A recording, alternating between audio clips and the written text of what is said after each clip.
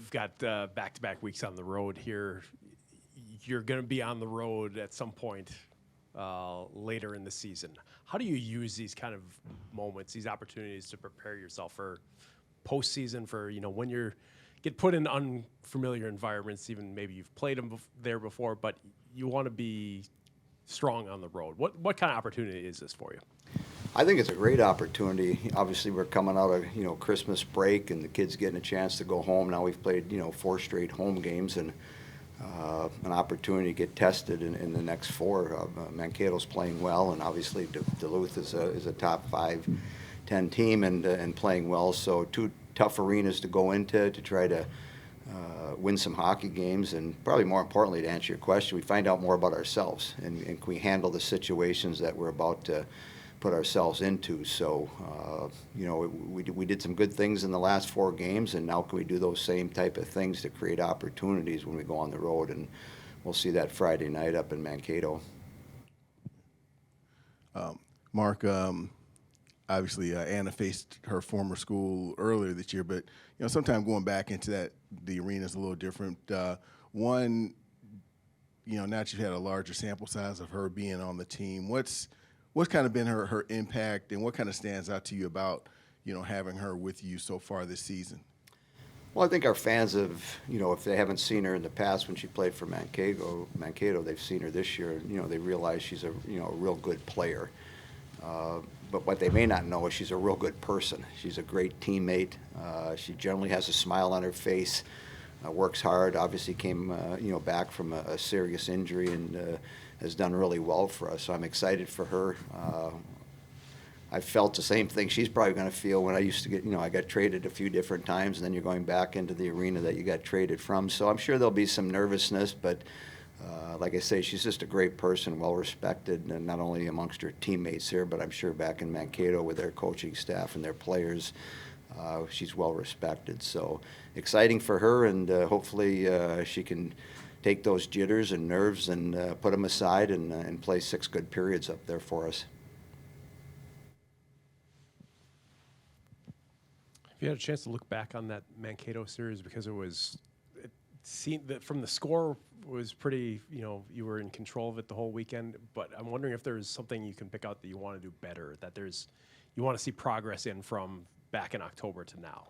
Yeah, I think the big thing for us, especially in the second game we played against them, where the score got a little, away from them. One of their, key centers was hurt in Friday's game, didn't play Saturday. So, again, when Christmas break comes, your record is your record, but more importantly is you sort of can sit back and get ready for the second half. And obviously they played a couple games against Lindenwood, did well. They walked up and beat St. Cloud, who's having a very good season, a top 10 team. And, for them to go especially into their rink where we know it's a big ice sheet, and they ended up coming away with a win and had a strong second game against them. So obviously their confidence is going to be up. And, anytime a team's at home, they're going to be more comfortable with their surroundings and more excited to play. And obviously when, people play us, whether it's Mankato or anybody else, they get excited to play us. And I'm sure we'll see a real strong effort on their part Friday night.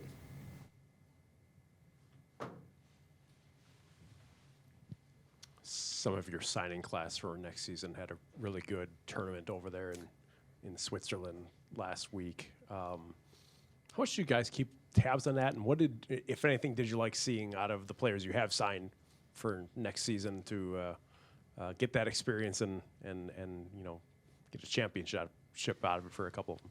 Yeah, it was exciting to watch. Obviously, the NHL Network did a great job of broadcasting those games, so we were able to see quite a few of them. Jackie does a real good job of keeping in contact with all those players that we've signed, and I think similar to some of the kids that we have on our team this year that got a chance to experience the under-18 tournament, obviously for our U.S. kids, anytime you win it and you win a gold medal, I mean, there's a lot of energy, there's a lot of excitement, and you have a lot to be proud of. And it's not an easy tournament to win.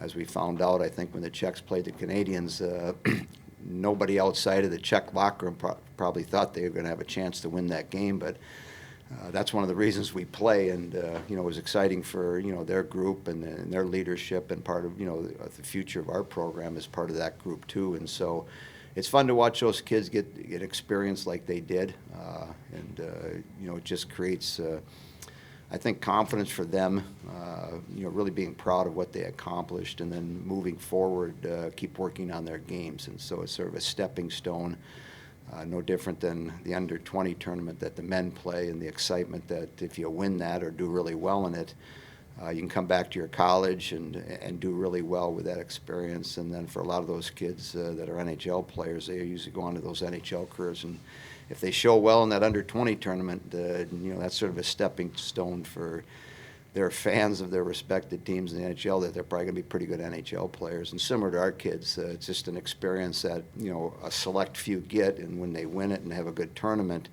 it just springboards them into going back to their respected teams, working hard, continuing the process of trying to get better and improve, and then go off to their colleges and do the same thing.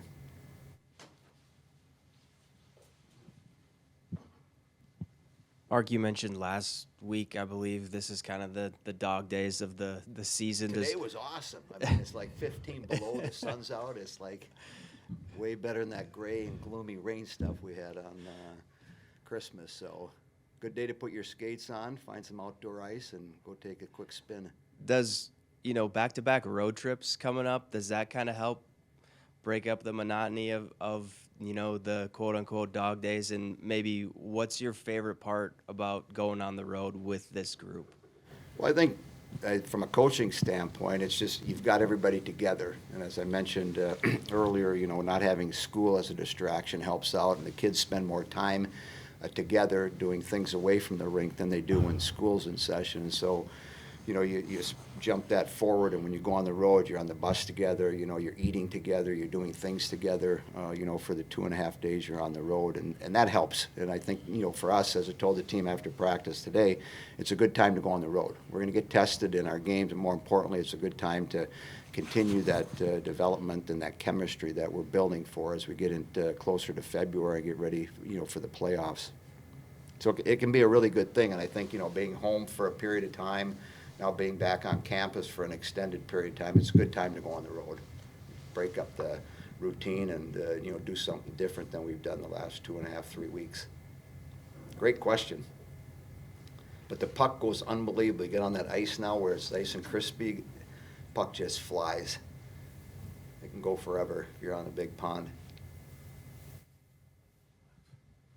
I've got to ask now, where was the best ice in Madison when you were growing up?